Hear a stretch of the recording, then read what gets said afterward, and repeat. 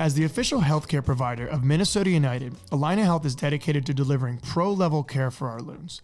But the partnership goes much deeper than what happens on the field. From our shared support of youth-focused nonprofits like Roots for the Home Team, to championing programs for adaptive athletes with the MNUFC Power Soccer Team, Allina Health and Minnesota United are committed to providing an altogether better experience for Loons fans. Learn more at allinahealth.org/loons.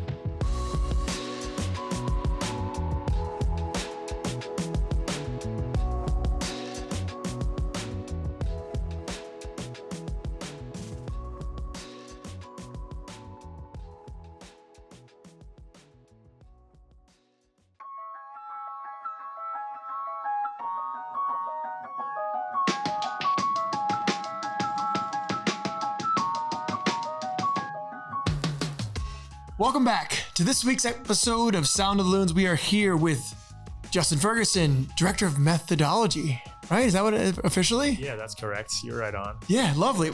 And to those asking and those making sarcastic comments to me, we are working and we're in the process of getting a proper seated area with couch and a little bit more than just a blank boardroom. So don't worry, it's coming. The budget was approved. I think we're taking steps forward. So sorry, you might be one of the last guests that actually just has the boring one. Yeah, I'm all for it. There we go. Okay, so please, I knew you formerly as you were U17 academy coach. You were awesome in helping me expand my coaching journey.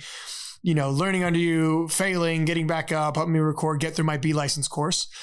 Just give myself an update where you're at now. I'm excited to kind of hear and now sit down with you for an extended period of time and just learn, all the great things you're doing for the club. Yeah, I mean, first, thank you for saying that. I don't think that single one of those things was always smooth.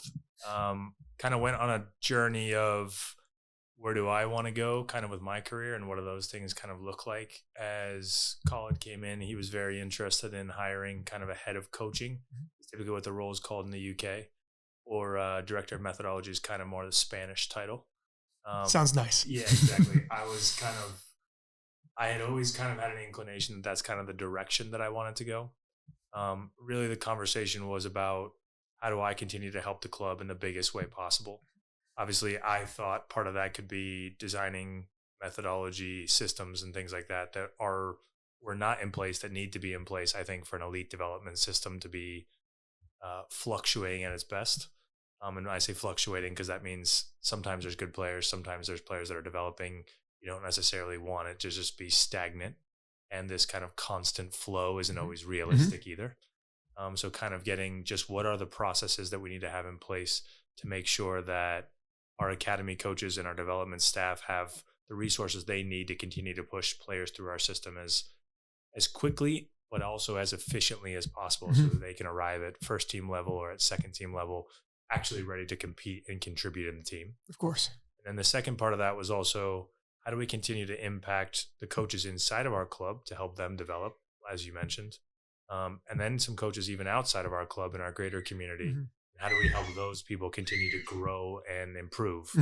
And how does Minnesota United take more of a front seat in driving that conversation in our community and saying, as a region, we're going to be the leaders in talent development in kind of the upper Midwest, right? Yeah, North Midwest. Yeah, of course. We want to call Minnesota.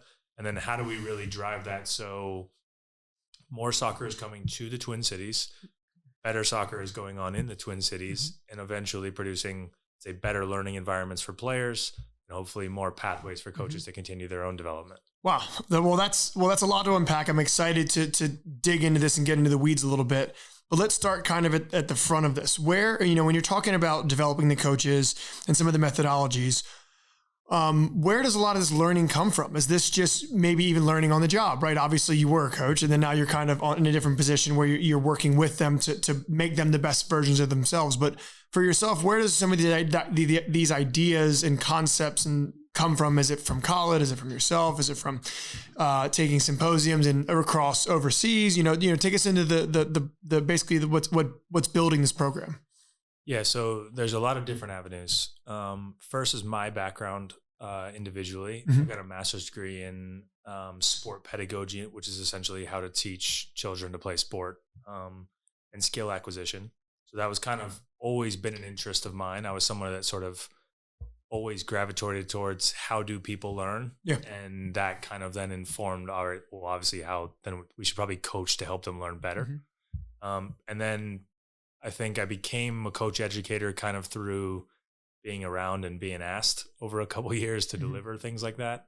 And I was always comfortable doing that, but it was never really what I wanted to do. Yeah. And then as things have changed in my life and kids have come into the picture and all those things, it's meant, I've probably taken more of a front seat in what do I want those things to look like selfishly for my kids as they go through systems. Mm-hmm. And I think as I've done that, I've seen a lot of things change in the academy space. I've seen a lot of things change in the second team space. I've seen things change in the first team space. And I've always just been like, well, how do we continue to grow those pieces so that they're more integrated? But that doesn't mean that they're the same. Mm-hmm. It just means that there's a better connection between them. And obviously college came in saying the same things. Mm-hmm. So I think it was a pretty good marriage of what have things look like, what should they look like, and maybe what have they look like in other places that he had worked. And we had a lot of conversations kind of over the first 6 months about what direction we could go with these things. Mm-hmm. And those things needed to be unique to Minnesota United, and unique to the staff and players that we have here. So people like yourself who are coming to the end of their playing career and looking to get integrated into the game, how do we help those people transition into roles? Mm-hmm. Because you obviously have a wealth of experience in the game, as does Jeremy, as does Adi, as does Dennis, as does Cam. But again, how do you actually get to a place where you're comfortable standing in front of a group, running a training session and teaching those people? That's actually a pretty big step for a lot of people. Mm-hmm. And there's all different kinds of pitfalls that you can fall into, or slight insecurities about timing of things or choice of activity or those kinds of things that need to go in a direction so that they align across the club. Mm-hmm. And that's really well said, because I know that everyone is developing at different rates. Some people are, we look at veterans. You obviously, Cam and Dennis have coached a lot longer than myself, Jeremy and Adi have. So there are a lot of, maybe refining tools, as opposed to myself. I'm kind of still learning what suits me the best. And so obviously with your job, you have to manage personalities and kind of people that you have, adults, as opposed to managing kids. So when it comes to developing a little bit of the methodology, are you trying to allow the coach to work within his own function and kind of just polish that up and say, you're doing great, but maybe we can do X, Y, Z better? Or are you trying to completely change the way someone's wired, or maybe a little bit of both? Well, I think first you have to coach within your own personality, right? And it's okay for your personality to be different than somebody else's personality. And that doesn't make you a better coach or a worse coach. It just simply means there are probably tools that I can help you with that are aligned with how I see you as a person and your personality, that we can then continue to evolve. Yeah. And what we've built really is a framework around what we want the tactical side of the club to look like. And then we want to give coaches the freedom and initiative to take that on and say, how do I do this best for myself in my space and within my personality? And then my job is to come in and say, hey, here's a couple other pieces for you that I think we need to evolve. And that might be in terms of your session design. That might be in terms of your match analysis. That might be in terms of your IDP process or your individual meeting with players. It might be in terms of how we integrate multiple staff members together. So how a coach who hasn't maybe worked with a strength and conditioning coach before, how do we actually connect those pieces, both top to bottom in the club and then horizontally within each space? It's awesome, because I think this is what really will define the identity of a club, right? To kind of build this out. Coaches, obviously you do that with players, but this is a lot of work. So is there a timeline, or is there putting pressure, or you put pressure on yourself, or to kind of go through these processes? Because Minnesota wasn't built in a day. Rome wasn't built in a day. It's going to take some time. Yeah, definitely. And I think what I kind of spoke about initially was this idea of kind of crawl, walk, run. We got to kind of start crawling in the same direction before we can get up and start walking in that direction. And some of that is going to be like in the nitty gritty of we have to get into a room and decide what do we actually want this to look like. Mm-hmm. The first document that has been shared with the executive team was kind of an idea about what the identity of the club should be from our perspective. And again, trying to get those ideas just grounded in our history, where we've come from, where we'd like to go, and then a little bit of what has existed on the field at first team level, both just before we got into MLS, in MLS, and now continuing with Eric Ramsey, and trying to just integrate the core pieces of each of those together so that we can continue to evolve the ideas. And I think Eric's spoken about kind of how he sees the evolution of his team going in his time here. And there's a natural tendency to say, we're going to be difficult to play against. We're going to create a lot of chances. We're not necessarily worried about the possession statistics. We are worried about how many chances we can create. And then kind of how do we integrate that across the second team so it looks similar. It doesn't have to look the same, but similar. And then the 18s, 16s, and 15s who have a lot longer time to get to the professional level, but probably need a little bit more time on the ball and a little less time in sense of we just got to find a way to win type of mentality that exists in the first team naturally. Yeah. So it sounds as if you're kind of building the foundation and some of the pillars, as opposed to people get hung up on tactical things like, oh, what formation are you playing? And, what's your build out or whatever. But you're more just saying, let's get some of the core pillars set in stone. And then now from there, we can kind of start building, maybe dialing in things a bit. Yeah. So I think of pillars as the foundation, right? And if we lay the foundation correctly, then we're not, always wobbling one direction or another direction. And that can be kind of common. The wobble happens when you change staff quickly and you don't know what your foundation is. So if we just lay the foundation properly over a longer period of time, you'll see more integration of more of those things. And we'll actually have something to build on top of. I think initially there's always an excitement around, oh, well, we're winning at first team level, or, oh, we're winning at second team level, or we're winning in the academy. Yes, that's great. But we also need some ideas to build those things around so that we can produce more winning and better players to transition up the ladder. Yeah.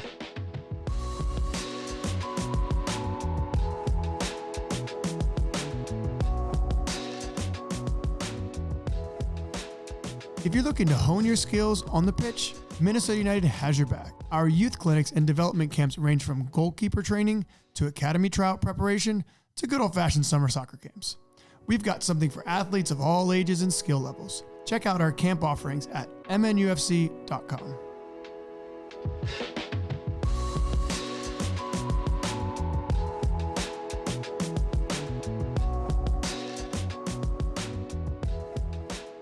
And something you touched on earlier was how this is obviously the process of building these things within the walls of, NSC and obviously with Minnesota United. But there's also some stuff in which you touched upon about the greater Minnesota area and kind of being this North Star of things in terms of being a beacon for the northern part of the Midwest, whatever it might be.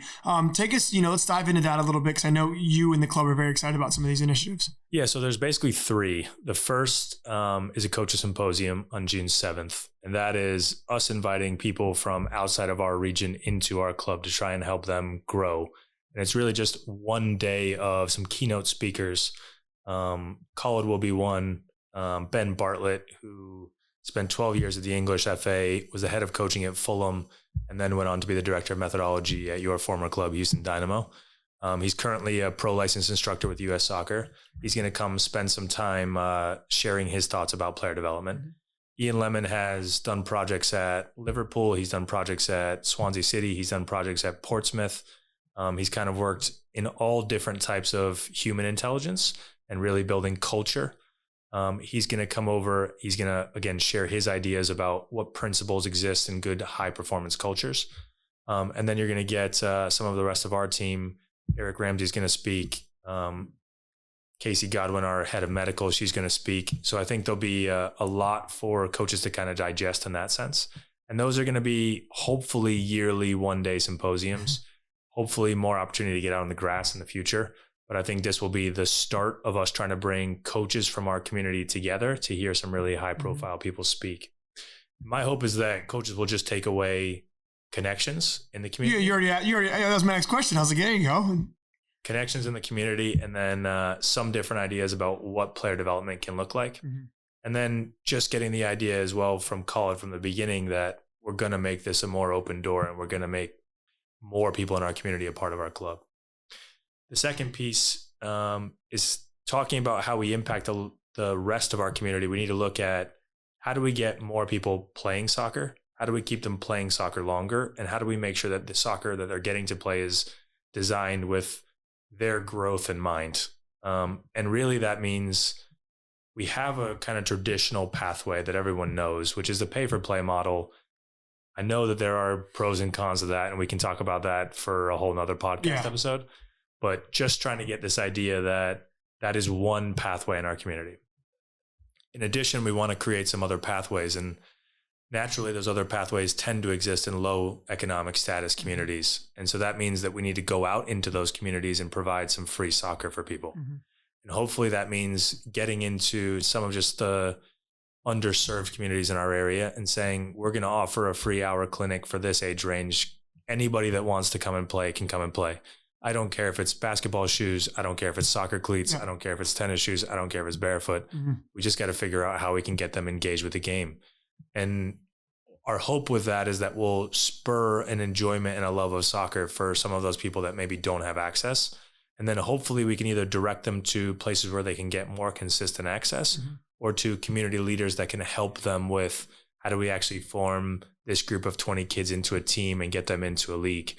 And the idea with that is that we can help integrate more people into a community system that they can be a part of and grow.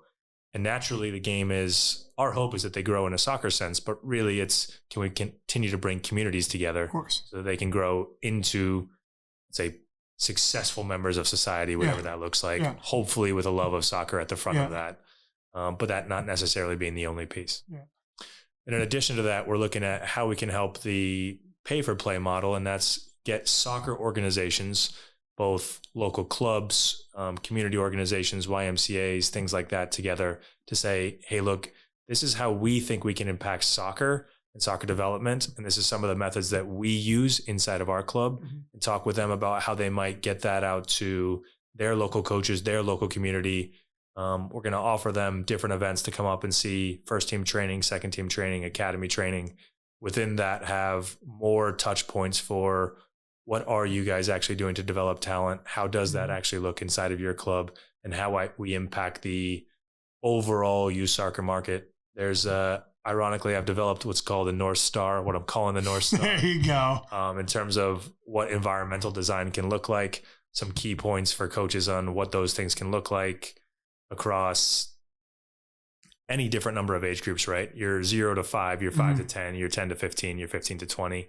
And just kind of what things are consistent, not necessarily prescribing this is exactly what you should do, but just trying to point people in the direction of it needs to look like soccer. It needs to be fun. There needs to be some type of emotional connection with the players that you have, with the community organization, with each other, with the ball, with the game. It needs to be challenging. Mm-hmm. I think a lot of people lose interest because there's not necessarily this real pull to, oh, this is hard, where I think it kind of needs to be at times to make it actually fun. And really just trying to give them autonomy as clubs and organizations to say, let's start a conversation of how we think these things might grow. And then as these things grow, can we continue to build touch points for them and for us to continue to get to know what is needed in our community more. Yeah. What I've heard basically nonstop since I got here is we're not doing enough in those spaces. Mm-hmm. And what we want to do is begin to go into those spaces and say, well, this is what we think is important. Tell us a little bit about what you think is important. Yeah. And let's figure out how we can grow those things together. So you have these, first off, all this sounds awesome. There's, again, a lot to unpack because I think the club's doing a lot of good things. So basically it seems as if the club has wanted to do a lot of great things, but now we're actually doing it, right? It's one thing to talk about trying to fix some of these models. And again, with the pay-to-play model, we could have, that's a whole different conversation, but it's one thing the club's actually trying to, let's do something about it, not just talk about it, which is awesome. And then, so when you go in, it sounds like you might have a little bit of a blueprint for some of these processes, but it's probably going to evolve over time based off of community needs. Am I right on that? Yeah, that's the hope. And that's what we think should happen, right? We need to start the initial conversation, and our hope through these things is to bring people together to start that conversation. And then we need to look at how do we evolve these things over time. Mm-hmm. Soccer is changing faster than ever. Kids are changing faster than ever. Families are changing faster than ever. Access to quality coaching shouldn't be something that is hard to find. Yeah. We want to make it more readily available. And then we want to encourage more kids to join in those different avenues. And it has to be the one that's right for them. Mm-hmm. And then we want to help them rise by helping them find the right individual soccer environment for them. And for some people, that's going to be, I train twice a week and I play on the weekend with my friends. For some people, that's going to be, I want to train 5 days a week. And for some people, that's going to be, we just go to the park with my grandma and grandpa or my dad and my mom. And we just kick a ball around. Yeah. All those things are fine. But we just want to make sure that those kids each have a pathway to, one, potentially be involved with our club at some point in time, if that's right for them. And that could be as a player in our academy, but that could also be as a season ticket member. That could be as somebody involved in our kids club. Just some local touch point to what is Minnesota United and what does that look like. Well, that's awesome. So then what's the timeline look for like this? Because what's the timeline?